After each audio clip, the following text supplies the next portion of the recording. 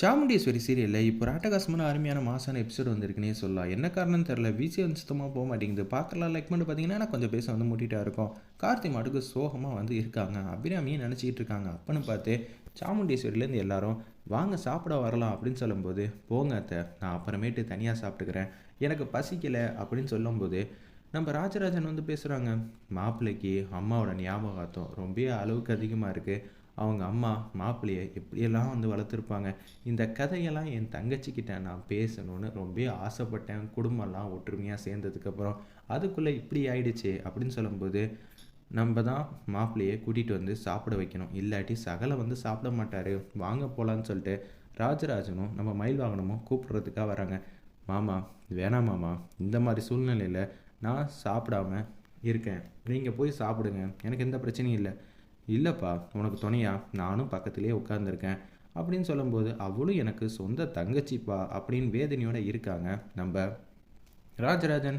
கூட மயில் வாகனமும் உட்காந்துட்டு இருக்காங்க. 2 பேரும் இப்படி இருந்தால் எனக்கு மட்டும் கஷ்டமாக இருக்காதா? நீங்கள் 2 பேரும் போய் சாப்பிடுங்க, நான் உட்காந்துருக்கேன். பரவாயில்ல, எந்த பிரச்சனையும் இல்லை மாமா, நீங்களும் வயசானவங்க, நீங்களும் சாப்பிடணும், அது ரொம்ப முக்கியம். போயிட்டு வாங்க, மயில் வாகனம் நீங்கள் போய் மாமாவை கூட்டிகிட்டு போய் சாப்பிட வைங்கன்னொன்னே அப்படியே கஷ்டப்பட்டு வாங்க மாமா, அதான் கார்த்தி தான் இவ்வளோ தூரம் சொல்கிறாங்கள அப்படின்னு சொல்லிட்டு இருக்கும்போது, மயில் வாகனம் நீங்களும் சாப்பிட்ருங்க, அதுதான் ரொம்ப நல்லதுன்னு சொல்லிட்டு போக சொல்கிறாங்க. ரேவதிக்கு எல்லா உண்மையும் தெரியும். அது மட்டும் இல்லாமல் நம்ம மைதிலிக்கிட்டேயும் ஜானகி அம்மாக்கிட்டேயும் சொன்னாங்க, இனிமேட்டு என் புருஷனை நான் நல்லபடியாக பார்த்துக்கிறது தான் என் வாழ்நாள் லட்சியமாகவே இருக்க போகுது அப்படின்னு சொல்லிட்டு இருக்காங்க. நம்ம எவ்வளோ பெரிய முட்டாள்தனமாக இருந்துட்டோம். அவர் மனசை புரிஞ்சிக்காமையே அவர் பார்க்காத பணமாக நம்ம தான் தேவையில்லாமல் கஷ்டப்படுத்திட்டோம். இனிமேட்டுக்கு கார்த்தியை நான் தான் நல்ல விதமாக பார்த்துக்கணும். சாரி, அவர் கார்த்தின்னு என்கிட்ட சொல்கிற வரைக்கும் என்னை பொறுத்தளவு ராஜா தான் அவர், மனசும் ராஜா தான் அப்படின்னு சொல்லி சூப்பராக வந்து யோசிச்சுட்டு அப்படியே வந்துட்டுருக்காங்க. சாப்பிட்றதுக்கு எல்லோரும் உட்காந்துக்கிட்டு இருக்காங்க. ரொம்ப சங்கடப்பட்டுக்கிட்டு ஒரு இட்லி அரை இட்லிங்கிற மாதிரி நம்ம ராஜராஜன் சாப்பிட்டுட்டு போதுமா அப்படின்னு சொல்லிட்டு போகிறாங்க. அப்பாவே சாப்பிட முடியாமல் சாப்பிட்றாங்கன்னா நிச்சயம் கார்த்தி சாப்பிட்ருக்கவே மாட்டார்.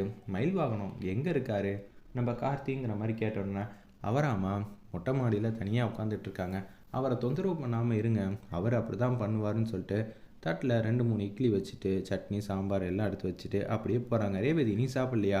முதல்ல அவர் சாப்பிட்லம்மா, நான் போய் சாப்பாடு வந்து கொடுத்துட்டு வந்துடுறேன் அப்படின்னு சொன்னோன்னே சாமுண்டேஸ்வரிக்கு சந்தோஷம் தாங்கலை. இந்த பக்கம் சந்திரலேகாவுக்கு கடுப்பாயிட்டாங்க.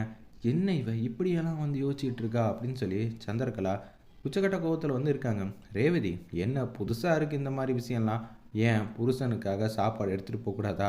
அதுக்கும் ஏதாவது குத்தங்குறை சொல்லுவியா அப்படின்னு சொன்னோன்னே, அக்கா நான் ஏங்க்கா அது மாதிரிலாம் சொல்ல போகிறேன், அவங்க 2 பேர் ராசியானா எனக்கு சந்தோஷம்தான். ஆல்ரெடி அக்கா கிட்ட வந்து கெட்ட பேராக சம்பாரிச்சிக்கிட்டு இருக்கோம், இப்போ இதுக்கும் ஏதாவது சொன்னோன்னா கண்டிப்பாக ஏதாவது சொல்லுவாங்கிற மாதிரி சொல்கிறாங்க. ஏதாவது சொல்லியிருக்கணும் திருப்பியும் முதலேருந்து, அதுக்கப்புறம் நான் வேற ஒரு சாமுண்டேஸ்வரியாக மாறி இருப்பேன் அப்படின்னு சொல்லிட்டு இருக்காங்க. ராஜா வந்து சோகமாக இருக்கிறத பார்க்குறாங்க. எவ்வளோ சோகமாக இருக்காப்புல, அதுவும் அவங்க அம்மாவுக்காக. சரி, நம்ம தான் வந்து ஆறுதல் படுத்தணும், நான் உனக்காக ஊட்டி விட கூட தயாராக இருக்கேங்கிற மாதிரி தான் ரேவதி வந்து சொல்லிவிட்டு மனசில் நினச்சிட்டு பக்கத்தில் வந்து உட்காடுறாங்க. சாப்பிடவா? ஏன் கூப்பிட்டப்ப சாப்பிட வரலையாமே? அதெல்லாம் ஒன்றும் இல்லை, எனக்கு பசிக்கலை. நீ ஏதோ ஒரு சோகத்தில் இருக்க, உன் மனசுக்குள்ளே ஏதோ ஒரு கஷ்டம் இருக்குங்கிறது உன் முகத்தை பார்த்தாலே தெரியுது, அதனால தான் நீ சாப்பிட மாட்டேங்கிற. நீ சாப்பிடாமல் இருக்கிறதுனால ஏதாவது மாறப்போகுதா? எதுவுமே மாறப்போகிறது இல்லை. நம்மளை கைவிட்டு போனதை நினச்சி வருத்தப்படுறதை விட இருக்கிறத நினச்சி சந்தோஷப்படுங்கிற அளவுக்கு நான் சொல்ல மாட்டேன். சாப்பிட்டு அப்புறம் எதுவாக இருந்தாலும் பேசிக்கலாம் அப்படின்னு அபிராமியை பற்றி சொல்லாமல் இன்டெரக்டாக பேசிக்கிட்டு இருக்காங்க. இல்லை, எனக்கு வேணாம், நீ எடுத்துகிட்டு போ. எனக்காக நீ எத்தனையோ வாட்டி நான் கஷ்டத்தில் இருந்தப்பெல்லாம் சாப்பாடு எடுத்துகிட்டு வந்து கொடுத்துருக்க. அப்படி இருக்கும்போது நான் உனக்காக கொடுக்கக்கூடாதா அப்படின்னு அன்பா பாசமாக பேசிகிட்டு இருக்காங்க. அவங்களுக்கே வந்து கேட்கல. கார்த்தி வந்து ரேவதி இது மாதிரி கெஞ்சிருது, வேணாமா அப்படின்னு சொல்கிறாங்க. எனக்காக நீ சாப்பிட மாட்டியா? நான் உனக்காக எடுத்துகிட்டு வரக்கூடாதுன்னு நினைக்கிறியா? அப்படியெல்லாம் ஒன்றும் இல்லைன்னு சொல்லிட்டு சாப்பிட்லான்னு பார்க்குறாங்க. இருப்பினும் கார்த்தி தட்டு வாங்கினவங்க அவங்க இட்லியில் கூட அபிராமி முகம்தான் அவங்களுக்கு தெரியுது. இதை பார்த்த உடனே ரேவதி முன்னாடி அழுவ முடியாதுங்கிற ஒரே காரணத்துக்காக தட்டை அப்படியே கீழே வச்சுட்டு அப்படியே யோசிச்சுட்டே இருக்காங்க. அம்மா அம்மாங்கிற மாதிரி அவரால் கத்தி கூட யோசிக்க முடியாத அளவுக்கு ரேவதி பக்கத்தில் உட்காந்துருக்கனால ஃபீல் பண்ணுறாங்க.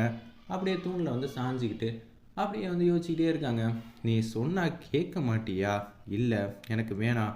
அப்படின்னு சொல்லும்போது, "அந்த தட்ட முதல்ல என்கிட்ட குடு. அதுக்கு தான் நான் அப்பயே சொன்னேன் எடுத்துட்டு போன்னு." "என்னது? எடுத்துட்டு போகயா நான் உன்கிட்ட தட்டு கேட்டேன்?" அப்படின்னு சொல்லி, அந்த தட்ட கையில வாங்கி, சட்னியில கொஞ்சம், சாம்பார்ல கொஞ்சம் நனைச்சு, "இந்தா வாய தொற" அப்படின்னு சொன்னோனே, அவங்களுக்கு அவங்க அம்மா தான் வந்து ஞாபகத்துக்கு வராங்க. வேற லெவல்ல சீனா இருந்துச்சுன்னே சொல்லலாம் அந்த சீன்லாம். உடனே, "ஏய் எனக்காக ஒரு வாய் சாப்பிடு. அதுக்கப்புறம் எதுவா இருந்தாலும் சாப்பிடலாமா வேணாமான்னு யோசிச்சுக்கலாம்." அப்படின்னு சொன்னோனே, இது எல்லாமே வந்து, "நான் உனக்காக தரேன். எனக்காக, அம்மாக்காக சாப்பிட மாட்டியா?" அப்படின்னு சின்ன வயசுல நம்ம கார்த்திக்காக அபிராமி அம்மா ஊட்டி விட்டப்ப, இது மாரிலாம் பேசுறாங்க. "என்னப்பா பிஸ்னஸ் பிஸ்னஸ்ன்னு பார்த்தா போதுமா? நீ சாப்பிட வேணாமா? எனக்காக ஒரு வாய் சாப்பிடுப்பான்னு." அவங்க அம்மா வந்து ஒவ்வொரு வாட்டியும் சொன்னப்பல்லாம், நம்ப ரேவதி குணத்தில அபிராமியே வந்து காட்டுறாங்க அந்த இடத்துல. உடனே "சாப்பிட்றேம்மா" அப்படின்னு சொல்லிட்டு வாய தொறக்குறாங்க. ரேவதி வந்து அன்பா, பாசமா நம்ம கார்த்திக் வந்து ஊட்டி விடுறாங்க. இத சந்திரகலா வந்து பார்த்துடுறாங்க. "என்ன இவ ஊட்டி விட ஆரம்பிச்சுட்டா?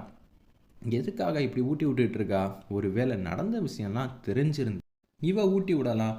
இல்ல சாப்பிட மாட்டேன்னு சொன்னவனுக்கெல்லாம் ஊட்டி விட முடியுமா என்ன? ஒண்ணும் புரியலையேன்னு சொல்லி சந்திரகலா வந்து யோசிக்கிற மாரி காட்டுறாங்க. வெயிட் பண்ணி பார்ப்போம். வேற லெவல்ல மாஸா இருந்துச்சுன்னே